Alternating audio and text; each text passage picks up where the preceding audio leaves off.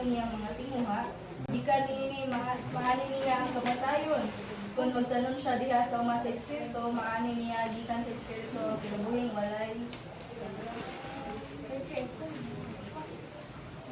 walay katapusan. Okay, so, praise the Lord, ang Diyos, magapadayon pagpanalangin sihang mga bulong. So, karong kabuntagon, ang atong pagkahisgutan, 7 habits of a strong Christian. So, 7 daw ka habits sa isa ka kusgan, no, strong Christian. So, unsa man siya nga mga habits. Pero this morning, I want us to journey this 7 habits for 7 Sundays. So every Domingo, isa ka habits ang atong isgutan. Okay? So, ingon lang niyang pulong dira in Galatians chapter 6 verse 8. Ingon siya di ari, those who live only to satisfy their own sinful nature will harvest decay and death from that sinful nature. So kung tan-awon na to ang pulong sa Ginoo, niingon siya dira, ang Kristohanon daw, kinahanglan daw siyang magbaton og habits. Unsa man habits? Mga kinaiya. Unsa man nga klase sa kinaiya? Kinaiya nga kusgan siya nga Kristohanon ba, madakugon na Kristohanon. So unsa man siya nga kinaiya daw? It will keep you strong, protect you from the enemy, and catapult you to victory. So, anong kinahanglan daw na ata ning 7 ka kiniiya, kay kini nga mga kinaiya ha, mo ni buhatag na to kusog, mo ni mo protector na to, mo ni protect na to against the enemy, o mo ni siya yung magdala na to sa kadamkan. So, mo na ato ang tun-an karon. The secret to your future is hidden. So, ang sikreto sa ato ang umaabot, nakatago na. Walay nakabalo no kung kanus ang mamatay. Walay nakabalo kung sa'yo mga tabo sa ugma, sa sunod ugma. Walay nakabalo. Tama? Kabalo ba mo kung sa'yo may tabo sa inyong kaugmaon? Di ba wala? So, ang atong kaugmaon daw is hidden, nakatago. Purong sikreto ba? Nakatago. It's not hidden from you though. It's hidden for you. Ang pasabot daw ni ini, nga ang ato daw kaugmaon, wala din siya gitago sa tua. Gitago lang ni para nato. Kay kung kabaluta sa atong umaabot, pwede mo natong ilisdan. Tama? So, for example, ako, kung kada mga tao ba, for example, ang tao, makabalo siya, nga July 30 moabot ang Ginoo, July 29 ako maginulsol. Ay, ano di ay? Tama? Amen. No? Kung kabalo ko nga July 30 moabot ang Ginoo, July 29 ako maginulsol, July 29 ako magbinuputan, magampo sa Ginoo. Lord, pasaylo ako sa mga sala. Kay kabalo man ko. Pero inana nga hitabo, wala na kabalo sa tukugma, wala na kabalo sa umaabot na to. So niingon siya dire, you see, your future is up to you. However, yes, wala na kabalo sa atong ugma. Pero kita'y nagbuhat, nagsunod sa ato ang kaugmaon. Unsay pasabot ni anak? Unsay action na to karon, maunay mahimong consequence baka siya or mahimo siyang reward after. No, sa atong kaugmaon. For example, kung ikaw nag-eskwela jud kag maayo ron, unsa man mahitabo ana? Of course, ang reward nimo, makahuman kag eskwela, makatrabaho ta kapuhon, kung nag-eskwela ka tinarong ron. Pero sa imuhang action karon, nagbinuang ka, 20 years pa ka, alala, agdiri, barkada diri, bisyo diri, unsa-unsa dira, no? Kung kana imong gibuhat, kung ano imong action karon, then mag-expect ka nga possible na ay consequence imong action after. So mo na dapat ibutang sa inyong hunahuna. Kung unsay inyong gibuhat karon, mo reflect na sa inyong kaugmaon. Pero don't dictate kung unsay imong action karon ba, ayo idiktara sa imong action karon ang imong kaugmaon. Ayo pasagdiin nga inana ra kataman. Kay for example, amen, di ba na may uban good no? Butang na to. Nagbinuang karon, sige laag-laag, nabinugoy siguro ka, nag-ingon ang mga tao nga, wag yun ay kaugmaon ng mga bata, kay buboy-buboy man. Di ba na uban mga tao na inana? Pero tungkol sa ilang istorya na motivate ka nga, magitan na yun anak nila. Mga judgmental kayo, natay mga inana, no?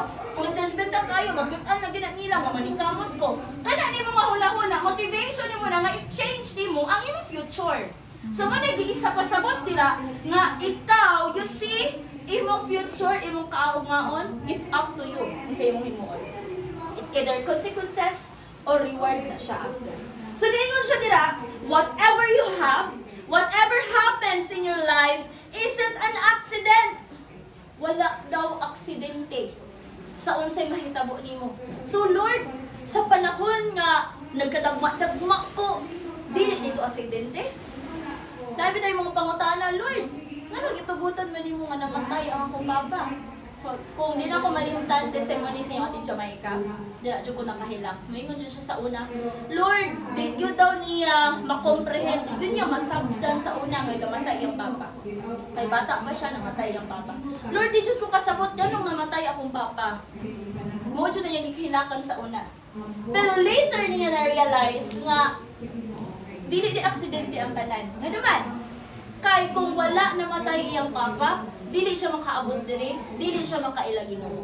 Amen. So naagid ay hanay ang tanan nga usa kay Lord, dili ko kasabot nganong gihimo man nimo ni, nganong gitugutan man nimo ni. Kay dili aksidente na nga nahitabo.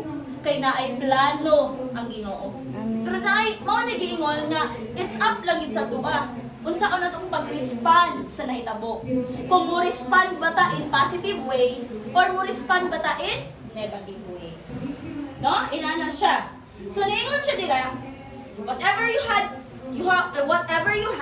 whatever happens in your life, isn't an accident or necessarily always God's will. So mo po ni siya mga kaigsuunan. Pwede nga dili siya aksidente, pero possible pod nga ang nahitabo sa imong kinabuhi ron. Dili pud unta na mo gitugutan sa Ginoo. Nga naman, kay ang tawo matino manon kaayo. Tinuod dili. Ginoon. No? Kaning tao magbuot-buot pa. Buot ni gusto ni Lord sa yaha. Pero maingon kapuya po na Lord dinani lang ko dinani. Magbuot murag si Abraham. Napoy pagka-Abraham gamay. Nay pagka-Sarai gamay. No? Kung naka-remember mo sa story ni Abraham, niingon ang Ginoo sa yaha, mahimo siyang amahan sa dagdang kanasuran. Di siya mo tuo, Lord, tigulang na siya po. No? Tigulang na ko, Lord, iyang asawa, di mo tuo. So, sila itabo. So, diingon si Sarah nga, sige, kanina lang ako ang katabang. Mo'y pangasawa, mo'y paanak ka, kay bata pa man eh. Kaya di mo to si Sarah, mo lagi na magbuot-buot pa sa plano ni Lord. Mao nang usahay, kung unsay course sa imong kinabuhi ron, kung dili na siya aksidente, may possible na dili na mo itay tugot sa Ginoo. Pero nahitabo kay matinumano ng tao.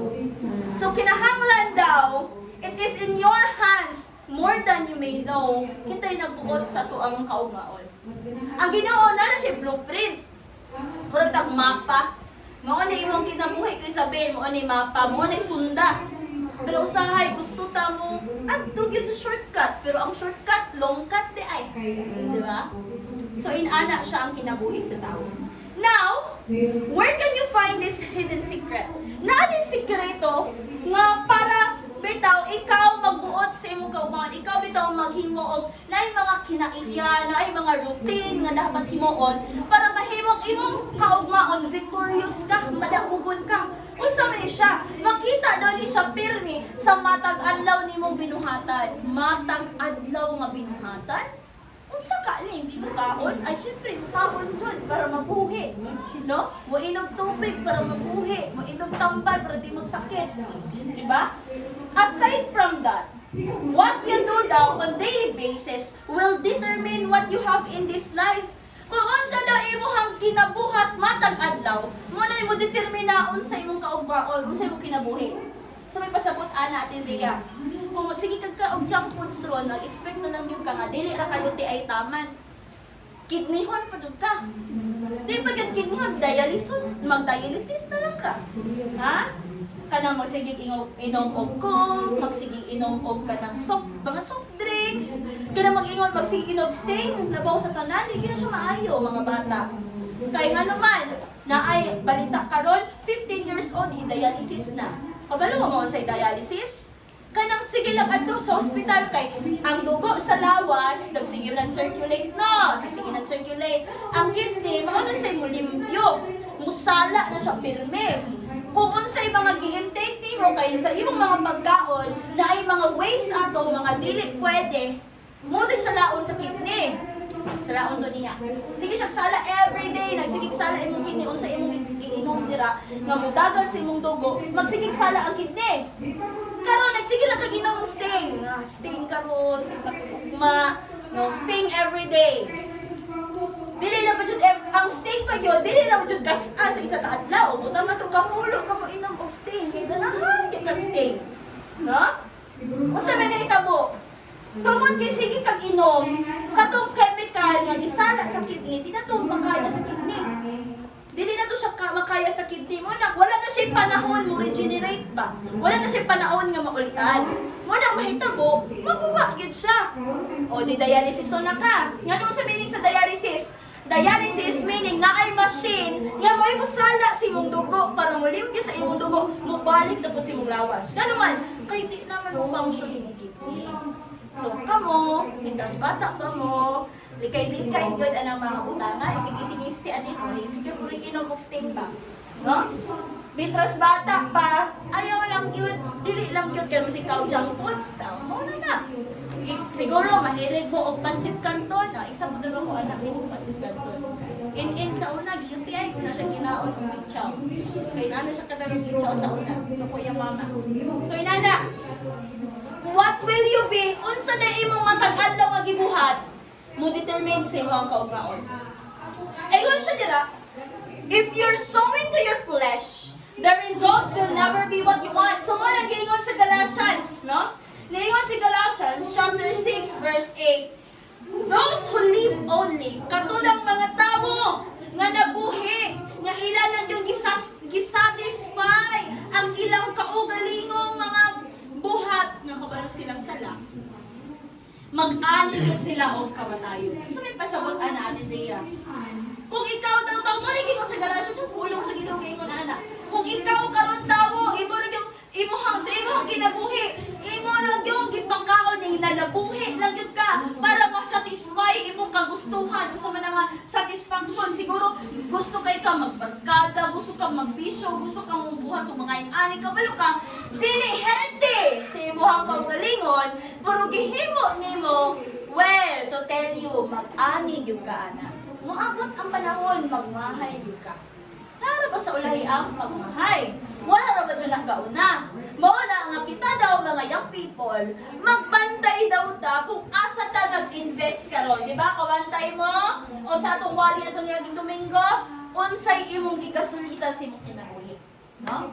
Karon tudluan ta og mga butang nga maway makahatag na to og strong or victorious life. Mga kinaiyang makahatag na to kadaugan, no? Kay ingon ang Galatians, but those who live, katudang mga tao nga nagpuyo dira sa espiritu. Ngamo sa mana, those mga tao nga gipapuno nila ilang espirituhanon na bahin will harvest everlasting life. Sabi di ganahan og everlasting life, guys. No? Kinabuhing walay kamatayon, kinabuhing madagayaon, asa pa na yun dira. Ha? So, kisa may dili ganahan anak. Tanang tawon sigurista. Kung moingon gusto ba ka malangit, buhatog langit. Kung gusto benepisyo gikan sa gobyerno, magpalista una-una. Kani pa ba? Kaluwasan na ni. Palista na ta. Amen. Mautala ko karon, nakabato na ba kaluwasan tanan? Nakasabot ba mo sa term nga kaluwasan, salvation? Ha? Sige lang, ato na lang kung wala nakasabot din na po na ulaw, kay mas maayo nang makabalo. No? Kung naamoy pangutana, nakakay discipleship ko niya, human o paniod ko, sulhangyo ang tanan nga, dili sa muli, human paniod ko ha, kay naatay himuon. So, inana guys. Ayun siya, you will get to a place where you confidently stand to your ground, resist the enemy, and receive more from God, and no matter what comes your way. Diingon siya dire, kung ikaw daw magtanong, dira, pinaagi sa mga spirituhanon na bahin, then you will become stronger and stronger. O maabot ang panahon nga confident kayo ka, nga mutindog sa imong ground, because kaya nimo mudili o sa ilabay sa kaaway, kaya ka nimo mudili tungod kay naa kay Ginoo, tungod kay strong ka, tungod kay sabot ka. Pero kung dili nimo hatagan imong spirito inana igsuon og siguro poisonous magud na kung imong ihatag bitaw sa imong gifeed sa imong kalagyo. Baka poison na, no? And the more ka naging strong, the more ka na ay ma-receive from God. Kanito ano? Dapat dahil na ako himuan akong kinabuhi nga stronger para na ako'y ma-receive gikan sa Ginoo. Now, I have a question. Ang kadaugon ba, victory ba? Kanito ang winner? Kamo, mautanong tamo. Sa iyong kinabuhi, gusto ba pud mo madaugon? Amen. Gusto ba pud mo like makadaog? Reyna Rose yun ako. Reyna Lane, gusto pud ka makadaog? Ha? Chay, gusto ka makadaog? Dimple. Jerwin, gusto ka makadaog? Kay Harvey? Oo. Kasi, balik Daog basketball daw. Kasi gusto mapilde. Gusto mo mapilde? Ha? Pero, dinaina ko kayo, no? Mo-apil ka contest, kay gusto rin ko magpapilde. Ha? Basta mo na mindset ba? Mo-apil ko aling contest, kay gusto lang ko mapilde. Di ba sakit sa buot? Apil-apil lang ka, kay gusto ka mapilde? Gusto dyan ta madaog. Amen. Kaya nga no, ay anak, kay importante sa tuwa, kung makadaog ta. Di ba? So now, if you make a decision na importante sa imuha ang pagkamadaugon, then, Proverbs chapter 8, verse 34 to 35. Paliw ko pasa. Proverbs chapter 8, verse 34 to chapter 8, 34 to 35. Sige, tindog.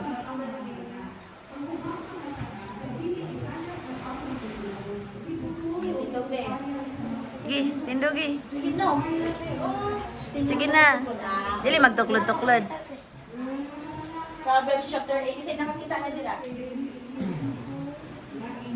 Sige, tindog eh. Magmalipayon ang tao nga mamati ka nako. Ang tao nga sa matag adlaw ana sa akong putahan, nagulat sa ganghaan sa akong balay. Ang makakaplag ka nako makaangkon sa kinabuhi o kahimutan siya sa Ginoo. Amen. Malipayon ang tao nga mamati kanako. No, ang pulong sa Ginoo nagingon siya. Blessed is the man who listen to me, watching daily. Ano itong daily? Matag adlaw. Sabot ba mo sa daily? Everyday ba? Everyday. Ingon siya dira, bulahan daw ang tao nga mamating sa Dios o maglantaw siya matag adlaw. Ingon pa gyud siya dira nga waiting at the post of my doors. Waiting. Naghuwat. Nagulat ka sa mo balik ang Ginoo. Mo mututok sa matag adlaw sa Ginoo. Kasabot mo? Nga ulahan meaning blessed. Kaayuhan kaayo nga magulat ta sa umaabot si Lord, magsige lang gyud tag-tan-aw sa Ginoo. Ningon siya dira, for whoever finds me, kung kinsa ang makakaplag kanako, makakaplag og kinabuhi, kinsay ganahang kinabuhi. Amen. Kamay ra kasi kamatayon puro na uban ang ganahan. Kinsay gusto kinabuhi. Anak na gustong kinabuhi. Pero, makaangkon ka sa kinabuhi, ingon ang Ginoo, kung imo kong pangitaon. Ang pangutana, ipangita ba nimo si Lord ron? Ha? Amen? Kadungog ko na yung amen. Praise the Lord. Kung ipangita nimo si Lord ron, meaning makakaplag kag kinabuhi. Amen. And receive og makadawat kag pabor gikan sa Ginoo. Kanindot anak paminawon. Ginoo na gud na ha. Highest King of Kings. Amen. Lord of Lords. Kung pangitaon lang nimo siya, tagahaan kaniya kinabuhi. Tagahaan pa jud kag pabor. Amen. Amen. Malipay na magani ng tao nga naay back up gikan sa gobyerno. Moingon bitaw da nga kana bitaw ubang tao nga moingon nga bata-bata man sa mayor. Di ba murag bata-bata di ka sa mayor murag dako na kitag palantong ba bata-bata sa mayor nga mangmanguan jud ta nga makiusap jud bitaw mga tabang, di ba? Basta mga naay mga kapit kana pa ba Dios? Amen. Amen. Kana pa ba Diyos? Dili ba ka malipay pay anak tagaan kang pabor sa Dios, tag-iya sa tanan, kayang i-provide tanan nimong gusto. Basta kay uyon lang siya kabuton. Amen? So, wala siya. Mga kinahanglan daw, kailangan na nato na i-emphasize kung importante sa imuha ang kadaoga. Di ba, nangutana ko ninyo, kinsay gusto madaog, tanan gusto madaog. Kung importante sa imuha ang kadaogan, then, pamatik sa Dios. Amen. Pangita ang Ginoo adlaw-adlaw. Daghanang kondisyon anak ni oy. Namani kondisyon sa Ginoo. Gusto ka magmadaogon? Pamati sa Ginoo. Paunsa mo kung mamati sa Ginoo at siya, musturya na ba na si Lord? Pamati pinaagi sa pagbasa siyang ulo. Amen. Pamati pinaagi sa pagpaminaw sa iyang mga wali. Pamati sa Dios, pangita ang Dios. Kay kung kinsay mangita sa Dios, makaangkon mo kinabuhi o paborgikan sa Dios. No? Inana, importante kayo. In other words, an anointed daily routine produces glorious result. Ingon siya dira, in other words daw,